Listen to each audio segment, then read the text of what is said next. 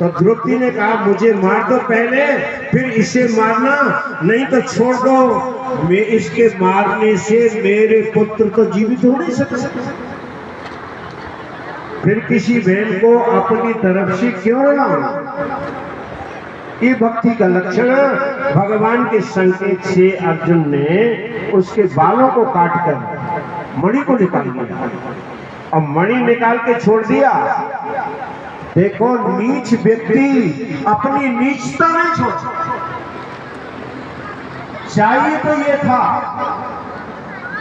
अश्वत्थामा को ये चाहिए था कि जो है द्रौपदी ने मुझे बचा दिया, लेकिन सर्प चंदन के पेड़ पे रहे तो अभी भैया अपना विश्व अपना झेल नहीं छोड़ता।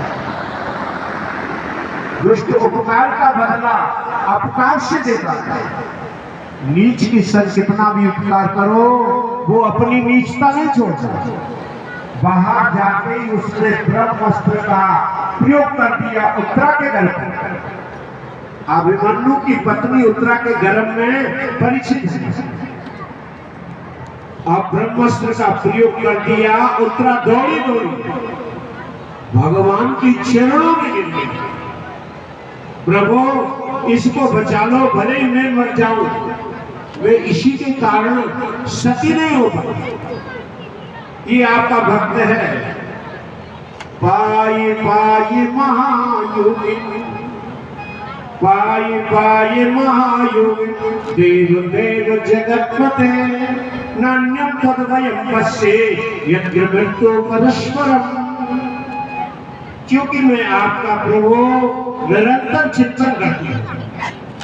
भगवान ने कहा डरो मत। भगवान ने अंगूठी के बराबर रूप धारण कर और हाथ में सुदर्शन चक्र गदा लेकर और गर्भ के अंदर जो है प्रवेश कर गए। भगवान श्री कृष्ण 9 महीने तक चारों ओर घूम घूम करके परीक्षित की गर्भ में रक्षा करते। भगवान चाहते तो बाहर से भी तो रक्षा कर सकते थे, संकल्प मात्र से रक्षा कर सकते थे। फिर गर्भ के अंदर प्रवेश क्यों किया? शास्त्र कहते हैं कि माता का गर्भ नरक के समान होता है।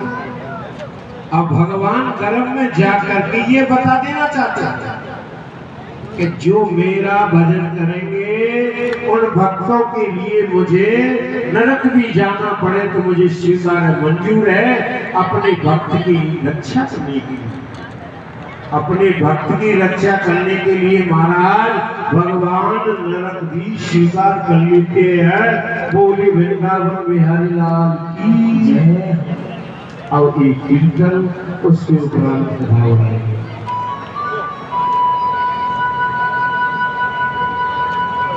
दिल तुमसे लगाना सीखा है और तुमसे ही सिखाया कि जीवन को संवारा है तुमने और बदले में तू क्या न जोड़ा कि तेरी मेरी कहा जोड़ी, तेरी मेरी कहा जोड़ी, वो काना तू कादर में कोई। तेरी मेरी कहा जोड़ी, तेरी मेरी कहा जोड़ी, कहना तू कादर में गोरी। तू कादर में गोरी तो नहीं ना, तू कादर में गोरी। तेरी मेरी ओ तेरी मेरी ओ तेरी मेरी कहा जोड़ी, कहना तू कर में कोई। तेरी मेरी कहा जोड़ी।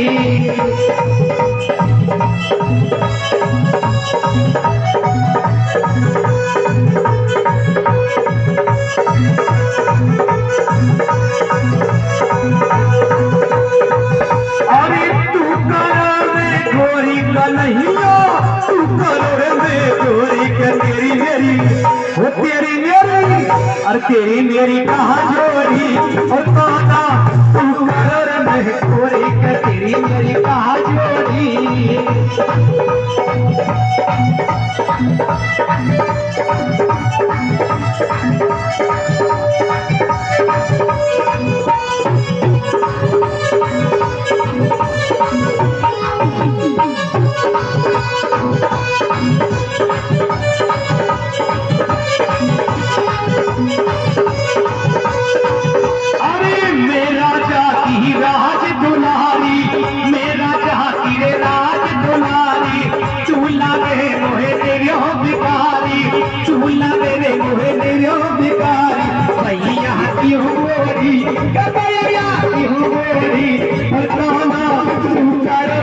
गोरी के तेरी मेरी कहा जोड़ी, तेरी मेरी कहा जोड़ी, और कहा ना तू कर रे गोरी।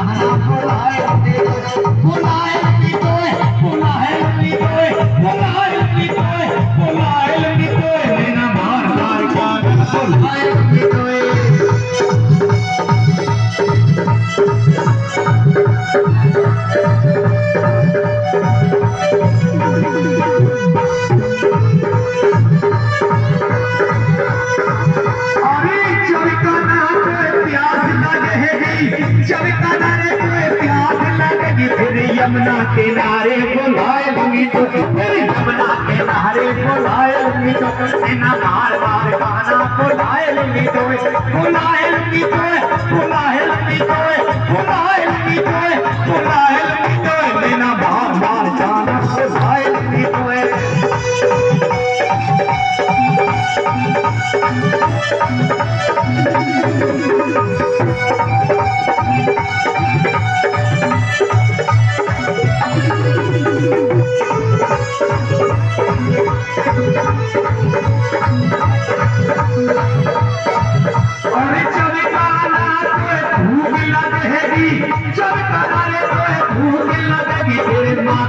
मिस्री में खाए रंगी तो तेरे भाषण की मिस्री में खाए रंगी तो बिना हार हार गाना बुलाए लगी तोए, बुलाए लगी तोए, बुलाए लगी तोए, बुलाए लगी तोए, बुलाए लगी तोए, बिना हार हार गाना बुलाए लगी तोए, बिना हार हार गाना बुलाए लगी तोए।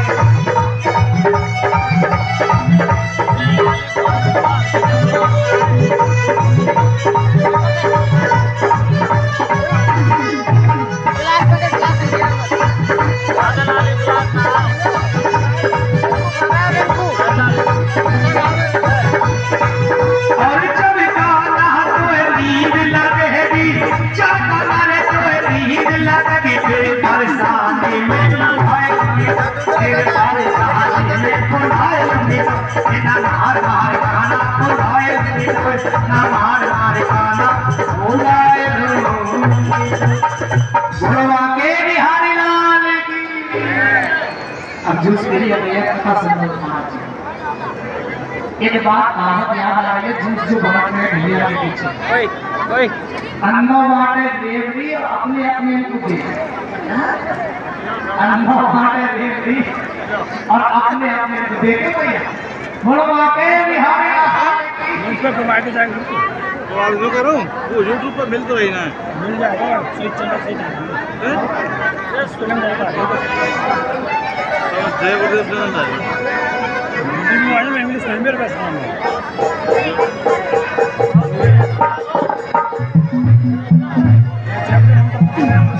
अरे उधो गए द्वार कहाँ से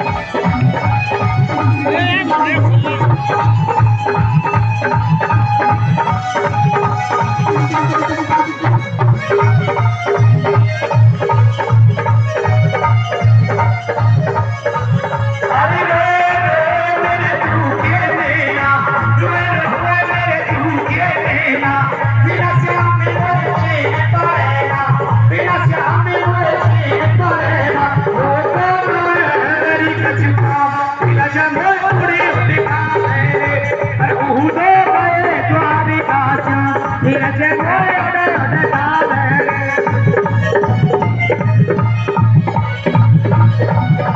पान करियो हाथ में तो पान कर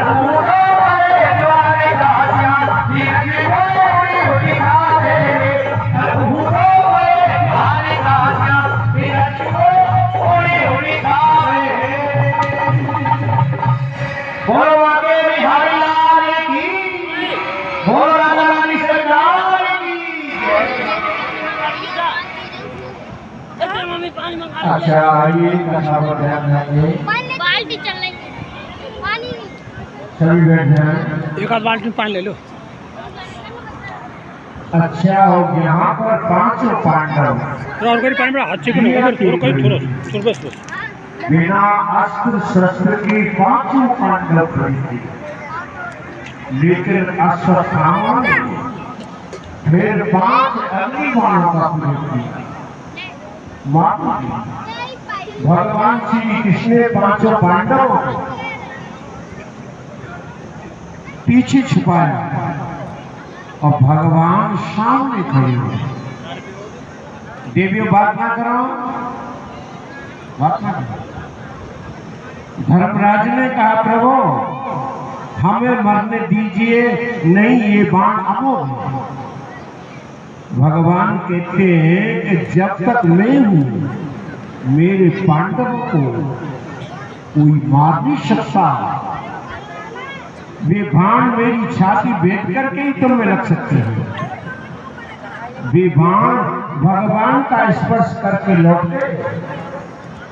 एक दिन भगवान श्री कृष्ण प्रातः काल ध्यान में बैठे। भगवान ध्यान में बैठे और धर्मराज ने देखा कि भगवान की आंखों में से आंसू टप टप टप करके गिर रहे हैं।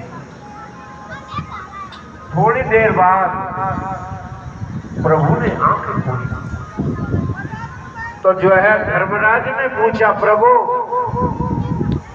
आप किसका ध्यान कर रहे हैं? बोले, जो मेरा ध्यान करता है ना,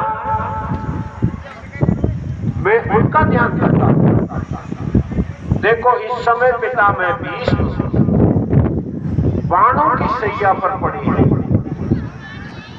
उन्होंने दुनिया में किसी से नाता नहीं जोड़ा, यद्यपि वचनबद्धता के कारण उन्होंने कौरवों का पक्ष किया, परंतु उनकी भक्ति में कोई कमी नहीं। जो है सैया पर बड़े मेरा चिंता कर रहे और मैं यहाँ बैठ करके उनका चिंतन करता हूं। ये यथा काम प्रपद्यन्ते तथैव भजाम्यहम्। पीरी गांव के तो हम लालपुर के, हम लालपुर के भाई पिया त्यार गांव पीरी हमारा लाल इतकी लंगा ना दुई बाऊ अरे सामने लट्ठा रहते लट्ठा गाना तो कौन सा काम कर रही थी लट्ठा गाना रही एक तो नूरपुरा अरे गांव कौन सा सामने अरे सामने देखो इतने सामी और एक दिन भगवान ने कहा कि मैं कुछ हर करी अरे हम गए जब चलने लगे तो पांडवों को महाराज बड़ी पीड़ा हुई। पांडव भगवान का जो है वियोग से नहीं सकते थे, लेकिन द्वारकावासियों को भी तो दर्शन देना। ये रुटी हुई गली, भरी हुई आंखों के आंसू विदा कर भगवान श्री कृष्ण ने बुआ कुंती को प्रणाम किया। बोले, बुआ मैं कुछ दिन के लिए द्वारका हुआ, द्वारका जा रहा हूं, आप चैन से रहे। कुंती ने कहा कि प्रभु आप तो परमात्मा हो और जगत का कल्याण करने के लिए ही आप अवतरित हुए हो, आप जा रहे हो तो जाने से पहले मुझे एक वरदान दिया, और ये वरदान दो कि मैं कभी सुखी नहीं रहूं, हमेशा मेरे जीवन में विपत्तियां आती हैं। ये वरदान में चाहता हूं। भगवान श्री कृष्ण ने कहा कि दुनिया मेरा भजन करके सुख मांगती हो, तुम दुख मांगो। कुंती ने कहा, हाँ प्रभु, व्यक्ति जब सुखी होता है तो भगवान को भूल जाता है, जब दुख आता है जीवन में तो व्यक्ति घूम घुमा करके भगवान को स्मरण करता है। प्रभु हमारे जीवन में कितने संकट आए, मेरे पुत्रों पर कितने विपत्तियों के पहाड़ टूटे, जब जब समस्या आई मेरे पुत्रों पर आपने रक्षा किया। भीमसेन को जहर पिलाया गया, पांचों पांडवों को मेरे साथ लाख के भवन में बंद करके जलाने की योजना बनाई, और द्रौपदी के स्वयंवर में विकट परिस्थिति थी पास, और जो है भरी सभा में आपने द्रौपदी की रक्षा की। 10,000 शिष्यों के साथ लेके दुर्वासा भवन में पहुंचे। ये दुर्योधन की कूटनीति थी कि दुर्वासा क्रोधी है, इनको जब भोजन नहीं मिलेगा तो कुपित होकर के शाप हो जाएंगे, पांडव मर जाएंगे, हमारा राज्य निष्कंटक बना। देखो महाभारत हमें ये बताता था कि एक और मारने वाला मारने की कितनी कोशिश कर रहा है, लेकिन मरने वाले पांडवों को भगवान अपनी कैसी युक्ति से बचाते हुए चले जा रहे हैं। हमें ये भी देख करके सुन करके भगवान की शरण में हो जाना चाहिए, क्योंकि जीव को जीव नहीं बचा सकता, जीव को केवल ईश्वर बचा सकता है। अब जो है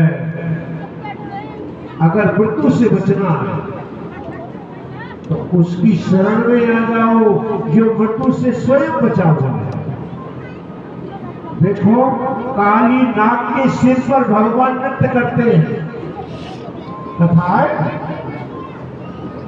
सर्प मृत्यु का ही तो प्रतीक है ना। भगवान सर्प के मुख में नहीं है, कहां है? सिर पर। वो हमें संकेत दे रहे हैं कि हे मानवो मेरी शरण में आ जाओ तो मैं मृत्यु से छुटकारा मिल जाएगा, जो है काल से बच जाओगे। जब 10,000 शिष्यों को लेकर के दुर्वासा जी चले और धर्मराज युधिष्ठिर वन में और 10,000 शस्त्रों को भोजन करा के ही भोजन करते हैं। अरे बाबा हमारे सनातन धर्म ग्रंथों में लिखा है कि जो है जिस दिन घर पर कोई अतिथि भोजन करते नहीं आए तो हमारे यहाँ का सदग्रस्त कहता था कि आज का दिन सबसे बुरा है। और आजकल तो कोई अतिथि आ जाए महाराज सिर में दर्द हो जाता है। ये क्यों आ गया? इतना मोटा ताजा हट्टा कट्टा खिलाना पिलाना दूर रहा, पेट की गालियां उस अरे हमारा सनातन धर्मी मानव खिला के खाया करता, स्वयं भूखा रह के भी अपनी थाली दूसरों को देता। आज तो जो है दूसरे का हक छीनने की कोशिश कर रहे हैं, दूसरे का हक छीनने की कोशिश करते हैं, देने की बात तो दिमाग से निकलती हुई जा रही है। उनको ये नहीं पता है कि अतिथि उनके जो है जिनके यहाँ से निराश होकर जाता है वो दृष्टि के पूरे जीवन के पुण्य ले जाता है और अपने पूरे जीवन के पाप छोड़ जाता है। धर्मराज के यहाँ से कोई अतिथि निराश होकर के नहीं जाता। जब वे वनवासी होने लगे तो लिखा है कि धर्मराज रास्ते में रोए। भीम ने कहा कि जुआ खेल करके हम लोगों का जीवन बर्बाद कर दिया, अब रोते हो। पहले अगर सावधान हो जाते तो ये देख जो है धर्मराज महाराज बड़े सहनशील थे, जल्दी नहीं घबराते। उन्होंने कहा भीमसेन ये तो जिंदगी के दो पहलू हैं, दिन और रात की तरह है, सुख दुख जिंदगी में आते जाते रहते हैं। तो व्यक्ति को ना तो ज्यादा सुख पाके हर्षित होना है, ना ज्यादा दुख पाके घबराना भी नहीं। जब दिन भी नहीं रहा तो रात भी रहने वाली नहीं, ये तो आते जाते रहते हैं। फिर आप क्यों रो रहे हो? भीमसेन ने कहा कि आप रो क्यों रहे हो? बोल मैं इसलिए रो रहा हूं, जब ऋषि महर्षि आएंगे भोजन पाने के लिए तो मैं उन्हें क्या खिलाऊंगा, क्या दूंगा, इसलिए रो रहा हूं। इतने में महर्षि वेद व्यास जी महाराज आए। बोले क्या चाहते हो? बोले जो है हमारी अतिथि सेवा है, वो चलती रहे, साधु ब्राह्मण बिना भोजन किए नहीं जाए, बस यही चाहता। और जो है और कुछ नहीं, बाकी तो जो प्रारंभ में लिखा है वही होगा। उन्होंने एक मंत्र दिया, इसका जो है जप करो, जप में खड़े होकर के सफलता मिली। धर्मराज ने जप किया, उसी समय भगवान सूर्य नारायण आ गए। बोले क्या चाहिए? धर्मराज ने कहा कि हमारी जो अतिथि सेवा है परंपरा से चली आ रही है वो चलती रहे। उन्होंने जो है एक अक्षय पात्र दिया, कहा है तो ये छोटा, लेकिन इससे जो है लाखों व्यक्तियों का भोजन निकल सकता है। द्रौपदी मन में जो संकल्प करेगी इससे निकलना प्रारंभ करेगी, जो निकलता जाएगा, जो संकल्प वही पदार्थ। सत्य ये है कि द्रौपदी जब तक भोजन नहीं करेगी तब तक नहीं निकलेगा, उसकी बात नहीं, फिर तो अगले दिन निकलेगी। द्रौपदी बहुत प्रसन्न हुई, बहुत खुश हुई। उन्होंने कहा मैं सारे दिन सबसे ब्राह्मणों को भोजन कराऊंगी और शाम को एक टाइम में भोजन करूंगी। द्वारिका में भगवान ने भी संकल्प ले लिया कि द्रौपदी जब तक भोजन नहीं करेगी तब तक मैं भी भोजन नहीं करूंगा। जो भक्तों को भोजन कराए बिना भगवान भी भूखे रहते हैं। जो है अब तो पांडवों के यहाँ महाराज साधु ब्राह्मणों की सारे दिन पंक्तियां लगी रहती हैं। यहाँ हस्तिनापुर में, उधर हस्तिनापुर में दुर्वासा ऋषि का चातुर्मास हो रहा था। वे दुर्योधन की सेवा से प्रसन्न होकर कहने लगे, दुर्योधन हम तेरी सेवा से प्रसन्न हैं, कोई तू क्या चाहता है? उसने कहा कि प्रभु मुझे तो 4 महीने से आपका आशीर्वाद मिल रहा है, लेकिन मेरे पांडव भाई वन में महान कष्ट उठा रहे। आज द्वादशी का पारायण वही करें, उन्हें आशीर्वाद दे, ये मेरी प्रार्थना है।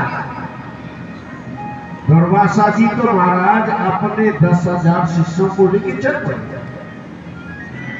दुर्योधन का ये कपट नहीं भाप सके, नहीं समझ सके। उनका ये आशय था कि पांडव 10,000 शिष्यों को भोजन नहीं करा सकेंगे और दुर्वासा क्रोधित होकर के शाप दे देंगे, पांडव मर जाएंगे और हमारा राज्य निष्कंटक बना रहेगा। उस दुर्योधन को ये नहीं पता था कि द्रौपदी के पास अच्छे पात्र है। भगवान को तो एक लीला दिखानी थी ना, जो है एकादशी से तिथि समाप्त होने पर, एकादशी तिथि समाप्त होने पर भोजन कर लेना चाहिए व्रत वालों को। सब ऋषियों को भोजन करा के और पांडवों ने भोजन कर लिया और इधर द्रौपदी ने भी महाराज भोजन कर लिया। द्रौपदी के भोजन कर लेने के बाद और 10,000 शिष्यों को लेकर के दुर्वासा ऋषि आ गए। नारायण धर्मराज युधिष्ठिर ने सभी ऋषियों का पुष्पों से स्वागत किया। आइए प्रभु, आइए प्रभु।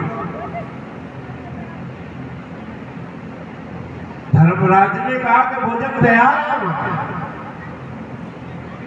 धर्मराज ने सोचा कभी द्रौपदी ने भोजन नहीं किया होगा। दुर्वासा ऋषि ने कहा कि हम स्नान संध्या से निवृत्त होकर के भोजन करेंगे, जब तक तैयारी करो हम आते हैं। जब धर्मराज ने द्रौपदी से पूछा तो महाराज वो खा पी करके बर्तन साफ कर रही है। अब पात्र से कुछ निकलेगा नहीं और जंगल में 10,000 ऋषियों की व्यवस्था तत्काल नहीं हो पाई। जो है दुर्वासा क्रोधी है, साफ दे करके मार देंगे। पांडवों ने सोचा इनकी साफ के बजाय और अग्नि में प्राण त्याग देना अच्छा है। आग में जलने को तैयार हो गए, निमंत्रण दे के भोजन ना कराना महाराज क्षत्रिय के लिए बहुत बड़ा। जब द्रौपदी ने देखा कि मेरे पांचों पति आग में जलने को तैयार, जब द्रौपदी को जो है उस समय भगवान की याद आई, द्रौपदी को भगवान की याद आई कि इस परिस्थिति में भगवान ही हमें बचा सकते हैं। जो है द्रौपदी ने बड़े आत्मभाव से पुकारा, हे द्वारिकावासी, हे भक्तवत्सल, जो है नमो वै द्वारिकावासी, नमो वै द्वारिकावासी, कृष्ण गोपी जनप्रिया। ये दीन बंधु बड़ी सभा में मेरी लाज बचाने वाले ठाकुर, आज मेरे पतियों को बचाओ। भगवान श्री कृष्ण द्वारिका में भोजन करने बैठे और पहला गिलास हाथ में लिया और द्रौपदी की पुकार सुन करके हाथ का गिलास थाल में गिर गया और भगवान महाराज वही अंतर्धान हो गए और पांडवों की कुटिया में आके प्रकट हुए। द्रौपदी भगवान की चरणों में गिर गई, बोली प्रभु तुम आ गए। भगवान ने कहा द्रौपदी में आ तो गया, पर द्रौपदी मुझे भूख लगी है बहुत जोर से, मुझे जल्दी से भोजन लाओ। द्रौपदी ने कहा राम जाने आज किसका मुख देखा है, जो आता है सो भूखा ही चला। द्रौपदी रोई, प्रभु भगवान थाने को होता तो आपको क्या पुकारना था, आपको तो वही पुकारते हैं जो श्रद्धावान होते हैं या दुखी होते, जो है भगवान में भोजन कर चुकी हो, अब अक्षय पात्र से कुछ निकलेगा नहीं। और भगवान श्री कृष्ण ने अक्षय पात्र मांगा, भगवान ने अक्षय पात्र मांगा और द्रौपदी ने कहा कि प्रभु साफ करके दो मांझ के रख दिया। भगवान ने कहा अरे तुम ले तो आओ। जब जो है अक्षय पात्र दिया और भगवान ने उसमें हाथ डाला, ना जाने महाराज कहां से एक सांप का पत्ता ढूंढ निकाला, मुख में रखा, संकल्प किया अनेक त्रैलोक्य प्रत्यंता, इससे तीनों लोगों में रहने वाले जीवों की तृप्ति हो जाए। सांप का पत्ता भगवान ने खाया और मृत्यु लोक में नहीं, तीनों लोगों को, और केवल मनुष्य नहीं कि पतंग, पशु, पक्षी सबका पेट भर गया। स्नान करने वाले ऋषियों का पेट गली तक भर गया। अजीर की डकारें लेने लगे खट्टी खट्टी, सभी आश्चर्य में पड़ गए। भगवान श्री कृष्ण ने कहा भीम जाओ बुला के लाओ ऋषि। भीम गए और दुर्वासा ऋषि ने कहा भीम मैं समझ गया ये दुर्बुद्धि दुर्योधन का षड्यंत्र था तुम्हें बताने, जाओ तुम्हें कोई मार नहीं सकता, तुम्हारे कृष्ण जो है रक्षक है, तुम्हारा कोई बाल बांका नहीं कर सकता, और जो तुम्हें मारना चाहेगा वो कुत्ते की मौत करके मर जाएगा। देखो सेवा किसी और ने की, वरदान किसी और को मिला। दुर्योधन ने जो है भेजा था पांडवों को मारने, मगर उल्टा पड़ गया। जो तो को कांटा हुए और तायबो ये तू फूल, और तुम्हें फूल के फूल है बापू है त्रिशूल। कुंती कहती है प्रभु जब जब विपत्ति आई आप हमारे साथ रहे, आज मेरे बेटों को राजा बना दिया है, आप कहते मैं द्वारका जाऊंगा। इसका मतलब है कि आप दुखियों का साथ देते हो और सुखियों का साथ छोड़ देते हो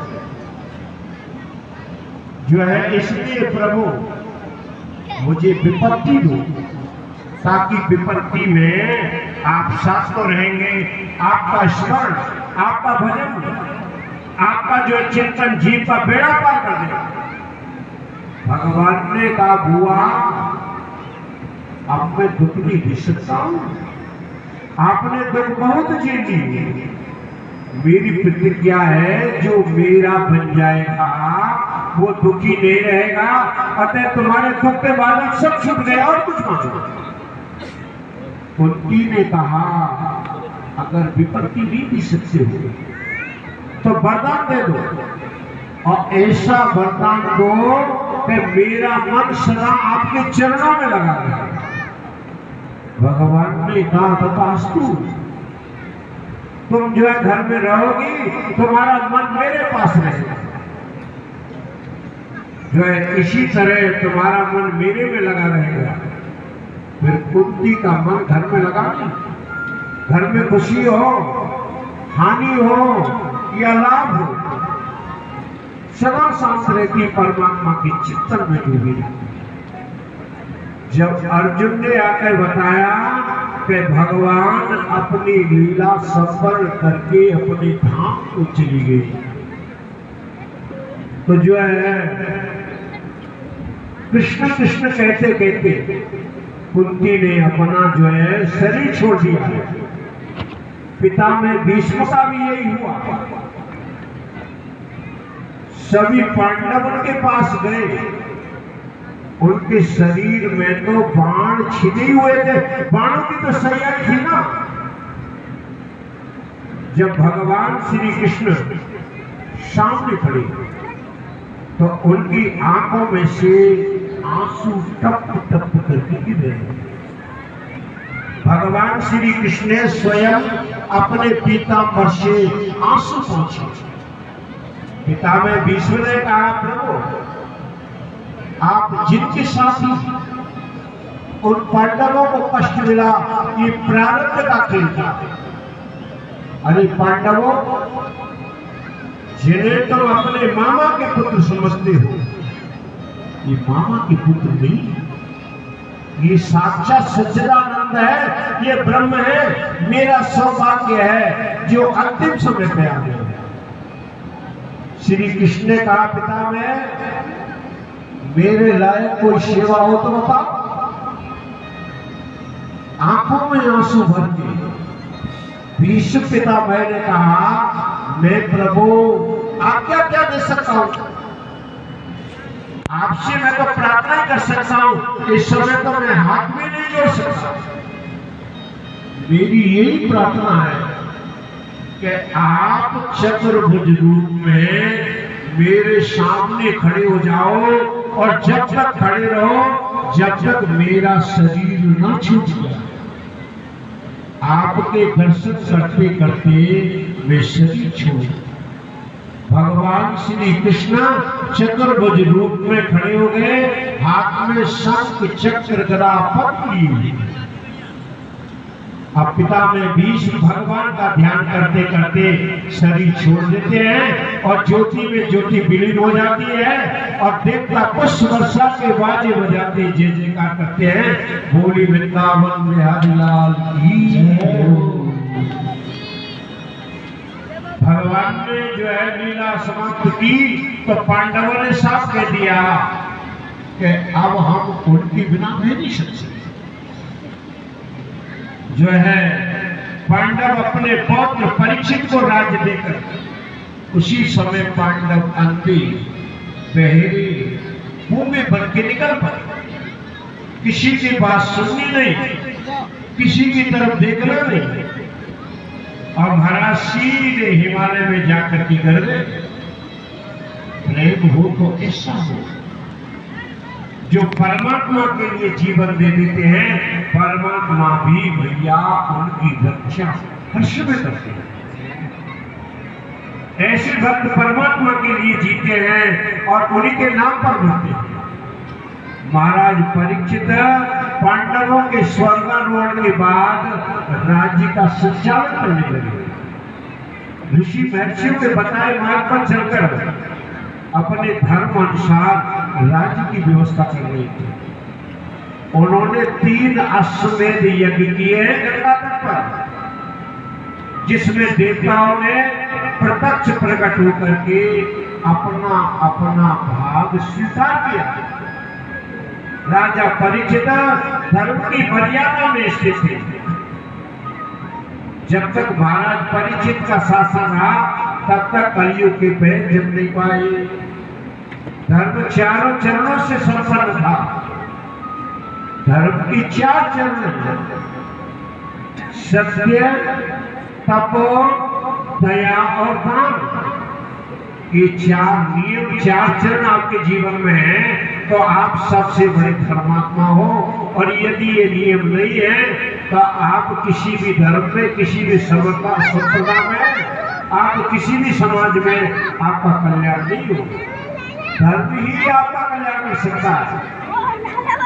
किसी संप्रदाय से, किसी मजहब से आपका कल्याण हो जाए ये गलत बात है। धर्म के 4 सूत्र हैं: सत्य, तपो, दया और दान। इनका जो है बाद में जो है बाद में इनके विषय में बताएंगे। पहले एक कीर्तन, उसके और क्या तुम्हें पता है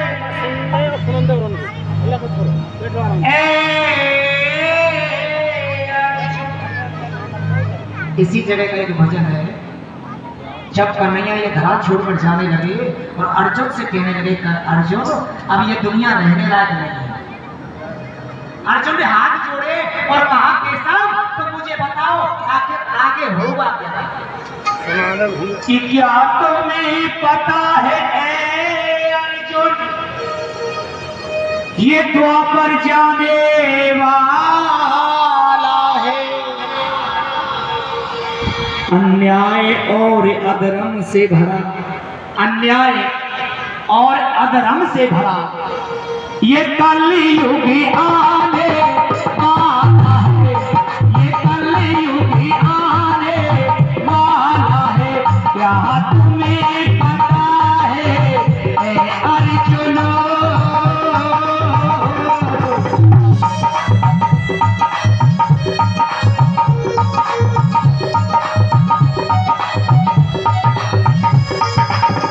कन्हैया कहते कि अर्जुन ऐसा युग आएगा ना पुत्र पिता की कदर करे। कलयुग में ना पुत्र पिता की कदर करे, भैया मारेगा भैया को।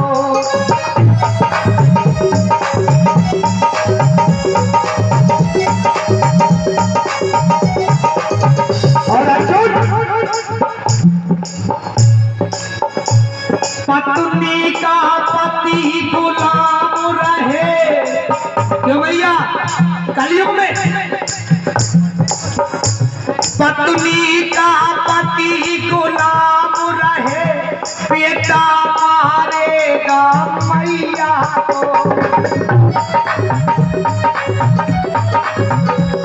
अरे हो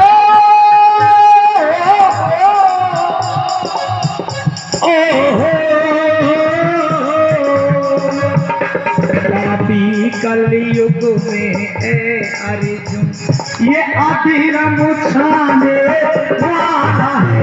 क्या तुम्हें पता है अर्जुन ये द्वापर जाने वाला है।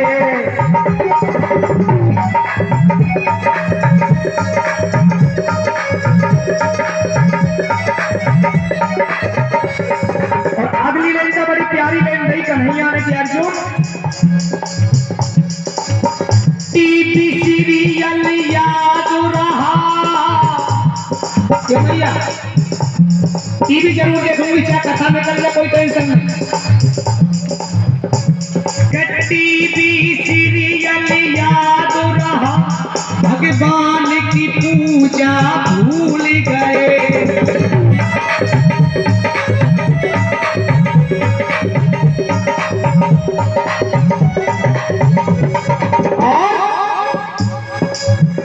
कुत्ते को घुमाना याद रहा, कुत्ते को घुमाना याद रहा, तो गाय की रोटी भूल गए। अगले सुनिए कि आंटी अंकल याद रहा, आंटी अंकल याद रहा, तो चाचा ताऊ भूल गए। अगली लाइन तो बड़ी प्यारी लाइन है। साली का जन्मदिन याद रहा, क्या भैया? हाँ,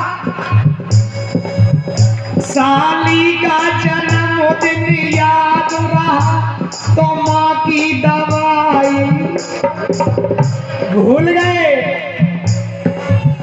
पापी कलयुग में अर्जुन, अर्जुन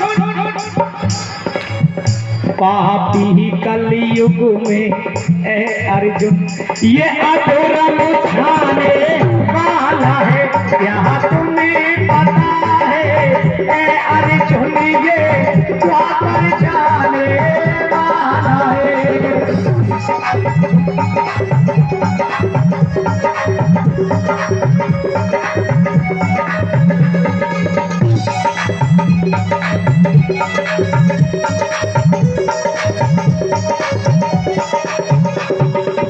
अगली ले बड़ी कड़वी लेने भैया, बुरा नहीं मानना, लेकिन जो कहा है किसी कवि ने, उसकी पंक्ति सुना रहा हो कि कलयुग में ऐसा होगा। बेटी पैदा हो करके, कलयुग में बेटी पैदा हो करके माँ बाप का जिया जलाए। एक वो जमाना था जब हमारी शादी ब्याह की बात चलती तो 2 महीना तक बेटा या बेटी घर से बाहर नहीं निकलते कि हमारा ब्याह है। क्यों भैया? आज के जमाने में थोड़ी सी बात चली, बेटी के पास व्हाट्सएप नंबर पहले आ जाएगा, अब बातों में तलाक भी हो जाएगा, फेरा नहीं करेंगे उससे पहले तलाक। कुछ पल बैठा करो अपनों के पास में, क्या रखा है इस मोबाइल के पास में। बना देता है हाथों की रेखा, जिसकी किस्मत खराब होती है वो हरगिज नहीं बख्शे जाते जिसकी नीयत। पापी कलयुग में अर्जुन, ये अधर्म छाने वाला है, क्या तुम्हें पता है अर्जुन, ये द्वापर जाने वाला है। अन्याय और अधर्म से भरा, अन्याय और अधर्म से भरा, ये कलयुग आने वाला है। बोलो बिहारी लाल की जय। आइए कथा पर ध्यान देंगे। धर्म के 4 सूत्र हैं।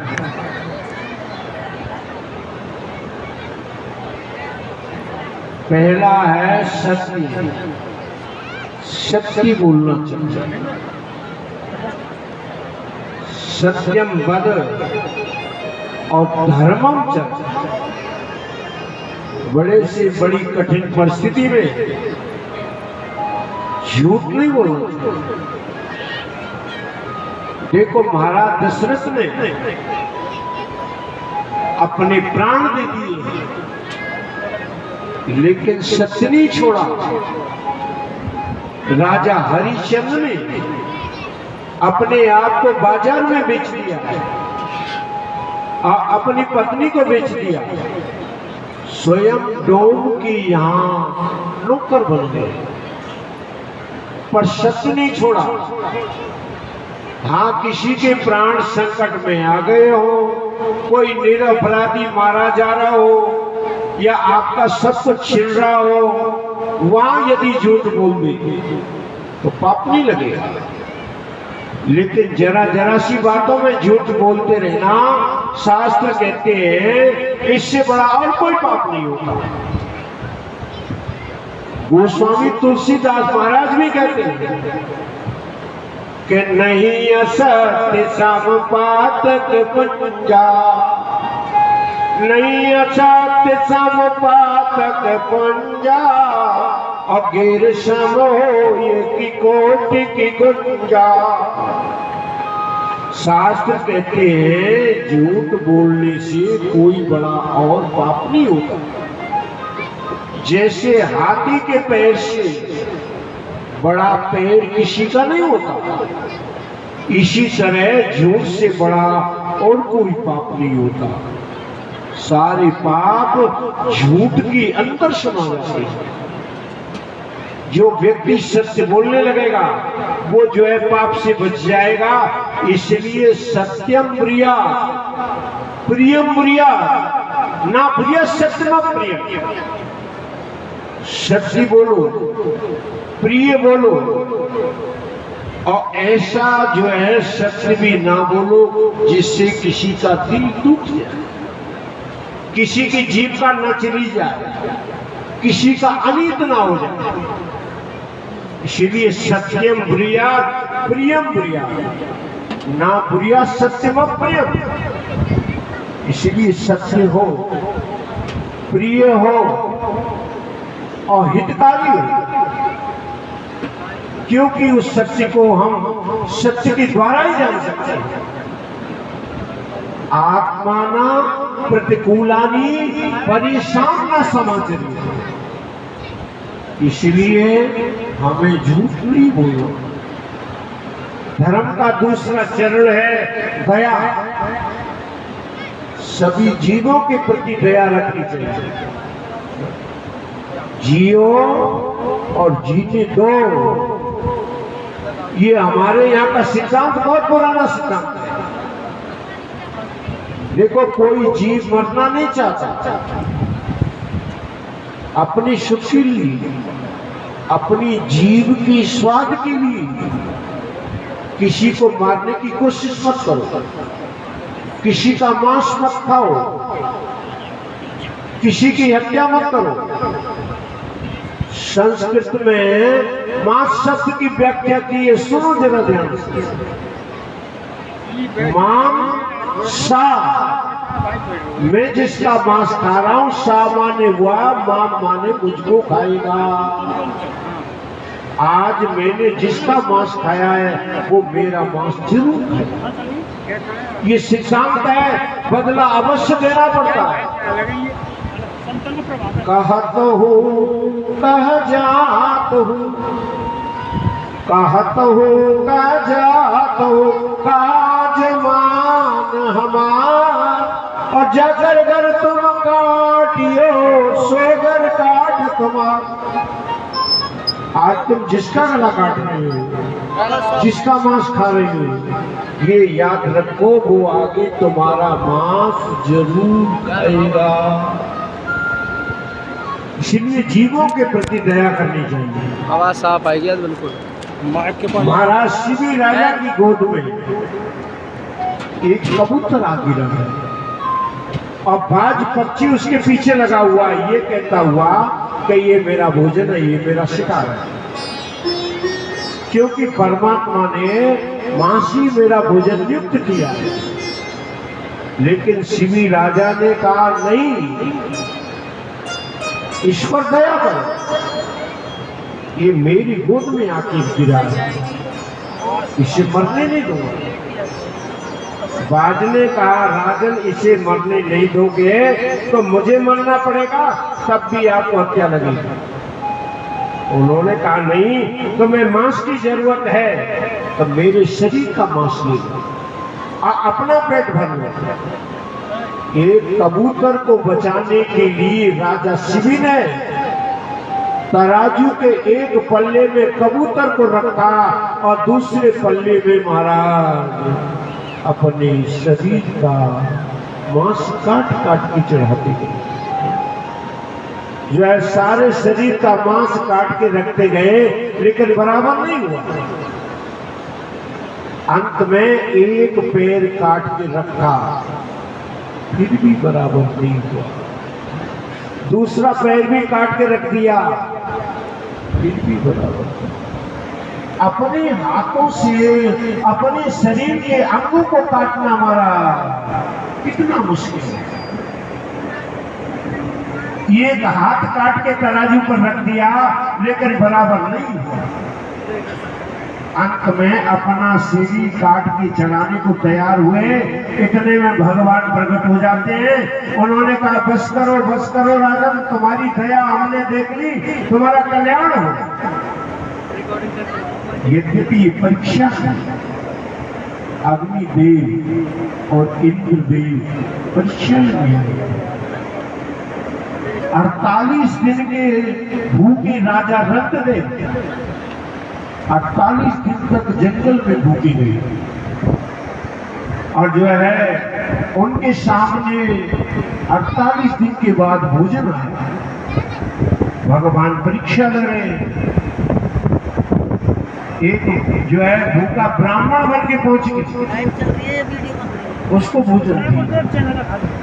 एक चाकर पहुंच गया, उसको भोजन दिया। एक शूद्र पहुंच गए, उसको भोजन दिया।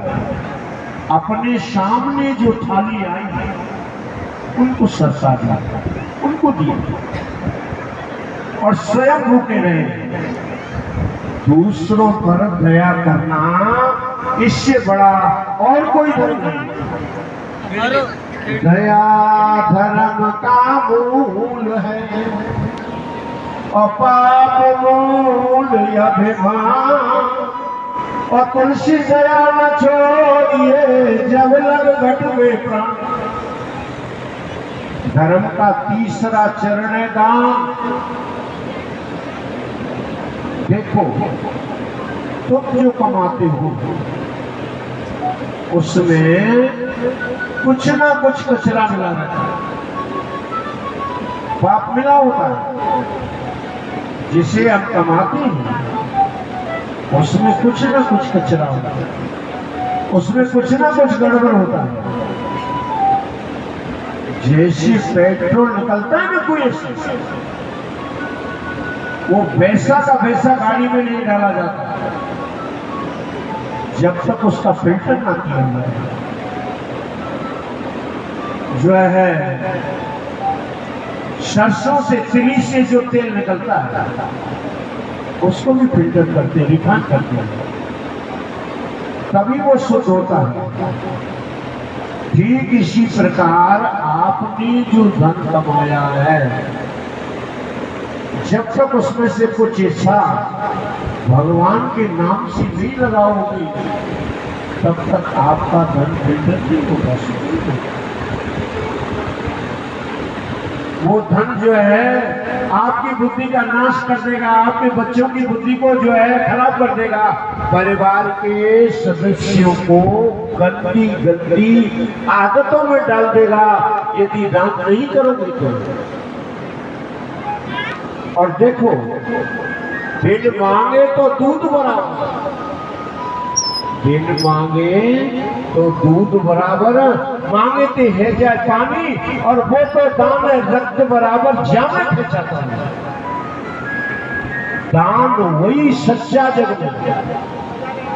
दानी ने कष्ट न माना है, और दान दिया यदि कष्ट हुआ तो दान नहीं जुर्माना है। दान वही सच्चा है जो देने वाला दुख बन। और जो है दान दे रहे, पेट में दुख हो रही है, तो दान नहीं, फिर जुर्माना हो जाता है। देवता, दानव और मानव तीनों महाराज ब्रह्मा जी के यहाँ पहुंच गए।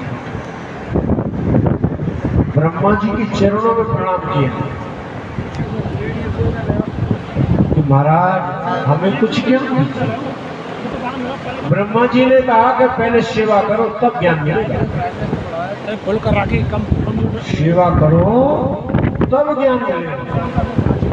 बिना सेवा के जो ज्ञान मिलता है वो रुकता नहीं है, टिकता नहीं। इसीलिए पहले सेवा करो। तो महाराज 100 साल तक सेवा करते रहे। कितने साल सेवा की? 100 साल। 100 साल के बाद एक अक्षर, एक वर्ण का उपदेश दिया था। क्या वर्ण का उपदेश दिया? तीनों अपने अपने अंतःकरण के भावों के अनुसार समझ के चलने लगे। ब्रह्मा जी ने सोचा कि इनसे पूछना चाहिए कि तुम दासी क्या समझे। कहीं गलत समझ गए हो तो अनर्थ न डाले। इसलिए ब्रह्मा जी ने पूछा। सबसे पहले देवताओं से पूछा कि तुम दासी क्या समझे। देवताओं ने कहा कि महाराज हम तो रात दिन भोगों में ललाए रहते हैं, भोगों में फंसे रहते हैं, परंतु आपके दासी समझे हैं कि जब तक इंद्रियों का दमन नहीं करेंगे तब तक कल्याण नहीं होगा। ब्रह्मा जी ने कहा कि देवताओं जाओ तुम ठीक समझ गए, इंद्रियों का दमन कर लिया। बैठ लो, आ जाओ। उसके बाद दैत्यों से पूछा कि तुम दासी क्या समझे। दैत्यों ने कहा कि महाराज हम तो रात दिन हिंसा करने में लगी रहते हैं, मारो काटो में लगी रहते हैं, दुनिया को सताने में लगे रहते हैं। लेकिन आपके दासी हम समझे हैं कि जब तक प्राणी मात्र पर दया नहीं करेंगे तब तक कल्याण नहीं होगा। ब्रह्मा जी ने कहा कि तुम भी ठीक समझ गई, जाओ। उसके अंतर मनुष्यों से पूछा कि तुम दासी क्या समझे। मनुष्यों ने कहा कि महाराज हम तो घर के धंधों में फंसी रहते हैं। गृह कारज नाना जंजाला पियत दुर्गम शैल। हम तो घर के धंधों में फंसे रहते हैं। आपका भजन ध्यान स्मरण तो हो नहीं पाता, लेकिन आपके दासे हम समझे हैं कि जब तक हम अपने आमदनी में से कुछ हिस्सा दान नहीं करेंगे तब तक कल्याण नहीं होगा। ब्रह्मा जी ने कहा कि तुम ठीक समझ गए। तो दासी देवताओं ने दमन लिया और जो है दैत्यों ने दया ली और मनुष्यों ने दासी दान लिया। इसके बाद है चौथा चरण तप का कार्य है मन को दबाकर शुद्ध बनते हैं। और तप कहते हैं स्वधर्म पालन के लिए कष्ट सहन करना। मनसश्चेन्द्रियाणाम परमं तपः। अपनी इंद्रियां, अपना मन गलत रास्ते पे जाता है तो उसको वहां से रोक करके और जो है परमात्मा में लगाना तप है।